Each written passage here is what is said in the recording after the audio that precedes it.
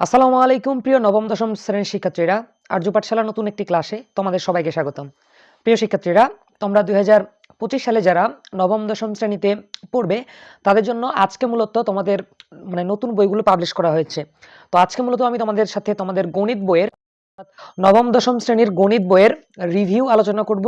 কোন কোন অধ্যায়গুলো আছে এবং কোন কোন অধ্যায়গুলো পরিমার্জন করা হলো এবং কোন অধ্যায়গুলো বাদ দেওয়া হলো সেই বিষয়টি নিয়ে সুন্দর মতো করে আলোচনা করার চেষ্টা করব। তো দেখো, আমাদের বিষয় হচ্ছে গণিত। এটা হচ্ছে নবম দশম শ্রেণীর জন্য, যেটি দেখো তোমরা স্পষ্ট দেখতে পাচ্ছ যে এটি 2025 সালের শিক্ষার্থীদের জন্য পরিমার্জিত।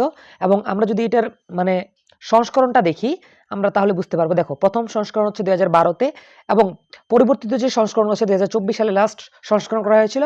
এবং 25 তো বুঝতেই পারতেছো, 25 তোমাদের নতুন কারিকুলাম ছিল এবং 25-এ আবার নতুন করে এটা কি করা হলো, চালু করা হলো।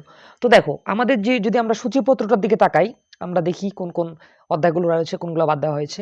তোমরা দেখতে পাচ্ছ সূচিপত্র। এখানে দেখো, প্রথম অধ্যায় হচ্ছে বাস্তব সংখ্যা, যেটি এর আগেও ছিল। দ্বিতীয় অধ্যায় হচ্ছে সেট ফাংশন। তৃতীয় অধ্যায় হচ্ছে বীজগাণিতিক রাশি এবং চতুর্থ অধ্যায় হচ্ছে সূচক ও লগারিদম। পঞ্চম অধ্যায় হচ্ছে একচলক বিশিষ্ট সমীকরণ এবং ষষ্ঠ অধ্যায় হচ্ছে রেখাকোণ ত্রিভুজ। সাত হচ্ছে ব্যবহারিক জ্যামিতি এবং আট হচ্ছে বৃত্ত। নয় হচ্ছে সংযোগ ত্রিকোণমিতিক অনুপাত। 10 হচ্ছে দূরত্ব উচ্চতা।